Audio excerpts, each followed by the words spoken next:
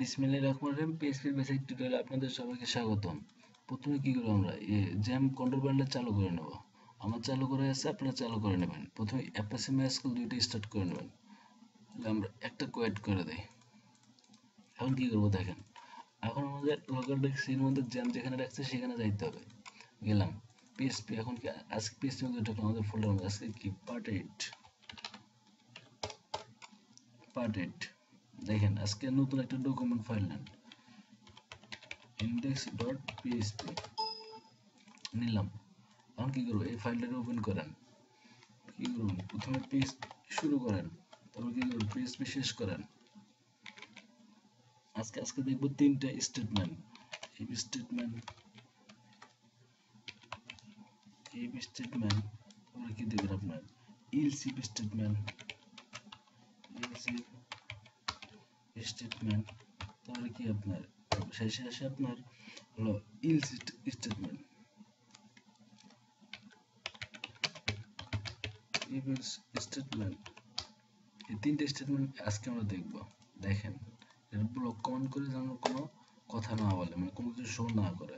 প্রথম দেখবো কি আমরা ইফ স্টেটমেন্ট।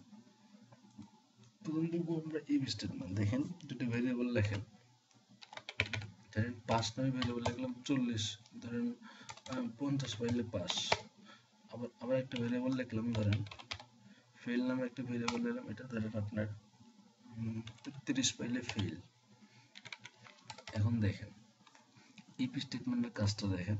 প্রথম কি করবো, ইফ লিখবো, ফার্স্ট ব্র্যাকেট ক্লোজ করবো, সেকেন্ড ব্র্যাকেট ক্লোজ করবো। তারপর দেখেন এখানে কি করবো, এখানে একটা কন্ডিশন দেন। ধরেন কন্ডিশন হয় ধরেন পাস ইকুয়াল, যদি 33-এর থেকে পাস বড় হয়, 33-এর থেকে পাস ভেরিয়েবলটা বড় হয়, তাহলে কি করবে, ইকো করবে আমি পাস করছি, আমি পাস করছি, আমি পাস করছি। কি সত্যটা হচ্ছে, যদি 33-এর থেকে পাস বড় হয় তাহলে কি করবে, আমি পাস করছি।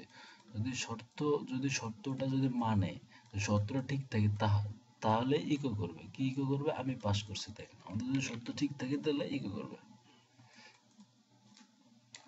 দেখেন শর্ত ঠিক আছে, আমি পাস করছি, সত্যটা ঠিক আছে দেখে, সত্যটা ঠিক আছে দেখে কিন্তু প্রিন্ট করছে।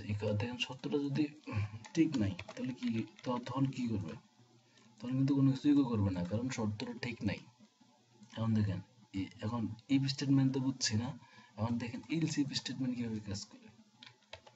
ইলস ইফ, যদি প্রথম শর্তটা যদি ঠিক না থাকে তাহলে কি করবে, স্টেটমেন্টের কাজ কি প্রথম শর্তটাতে খুঁজবে, যদি প্রথম শর্তটা সঠিক পায় তাহলে প্রিন্ট করবে, যদি প্রথম শর্তটা সঠিক না পায় তাহলে কি করবে, দ্বিতীয় শর্তে যাবে। দেখেন এখানে একটা শর্ত দিলাম, যদি 40-এর থেকে পাস মার্কটা বিষয়, তখন কি করবে, তখন ইকো করবে আমিও পাস করছি। দেখেন যদি কি হয়েছে, যদি 40-এর থেকে পাস মার্ক কত, পাস কত 50, তাহলে 40-এর থেকে পাস বড়, তাহলে কি করবে, ইকো আমিও পাস করছি। তাহলে প্রথম শর্তটাকে দেখেন, 33-এর থেকে পাস মার্কটা কিন্তু বড়, কিন্তু এখানে লেখা আছে 33-এর থেকে পাস মার্ক ছোট, তাহলে এই স্টেটমেন্ট ফলো করবে না। তাহলে কি করবে, পরের স্টেটমেন্টে যাবে, পরের স্টেটমেন্ট দেখবে 40-এর থেকে পাস মার্ক বড়, হ্যাঁ এই স্টেটমেন্ট ঠিক আছে, তাহলে কি করবে, এইটা প্রিন্ট করবে, আমি পাস করছি।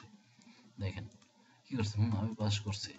এখন দেখেন, এখন যদি দুইটা দুইটা স্টেটমেন্টের একটা স্টেটমেন্টও না মিলে, তখন কোথায় যাব আমরা, তখন ইলসে যাব,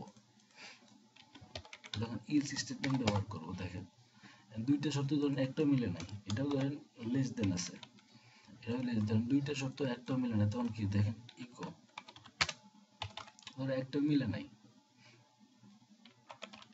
আমি ফেল করছি, আমি ফেল করছি। ধরেন দুইটা শর্ত, দুইটা স্টেটমেন্ট একটাও মিলে নাই, ধরেন চেঞ্জ করে দিলাম, একটা শর্ত দিলেই হয় আর কি, এটা বোঝার জন্য আর কি চেঞ্জ করে দিলাম। ধরেন এই শর্তটাও মিলে নাই, এই শর্তটাও মিলে নাই, এখন কি করবে, প্রিন্ট করবে। দেখেন যেহেতু কি করছি আমি ইকো, যদি একটা শর্ত না মিলে, একটা স্টেটমেন্ট না মিলে, তাহলে কি করবে, ইলস প্রিন্ট করবে, আমি ফেল করছি। দেখেন আমি ফেল করছি, বুঝছেন, যদি একটা শর্ত না মিলে তখন কি করবে, শেষেরটা প্রিন্ট করবে। স্টেটমেন্টের কাজ সহজ ভাষায় বলে, যদি প্রথম স্টেটমেন্টটা যদি মিলে যায় তাহলে পরের গুলোতে আর যাবে না, আর যদি প্রথম স্টেটমেন্টটা না মিলে যায় পরের স্টেটমেন্টে যাবে, পরের স্টেটমেন্টে যদি না মিলে যায় পরের স্টেটমেন্ট প্রিন্ট করবে, মানে যে স্টেটমেন্টে মিলে যাবে সেই স্টেটমেন্টে প্রিন্ট করবে। এটা মনে রাখবেন। প্রথম স্টেটমেন্ট যদি মিলে যায় পরের গুলাতে আর যাবে না, যদি পরের প্রথমটাতে না মিলে পরেরটাতে মিলে যায় প্রথমটা, তখন পরেরটাতে প্রিন্ট করবে। যদি দুইটা একটাও না মিলে যায় সেক্ষেত্রে তৃতীয়টা প্রিন্ট করবে। আমি জাস্ট বোঝানোর জন্য এই শর্তগুলো দিছি। এখানে এনি মানে যে কোনো কিছু হইতে পারে, শর্ত শর্ত দিলেই হয়, একটা কিছু দিলেই হয়। যখন প্রোগ্রাম করবেন তখন মানে তখন বুঝতে আরো সহজ হবে।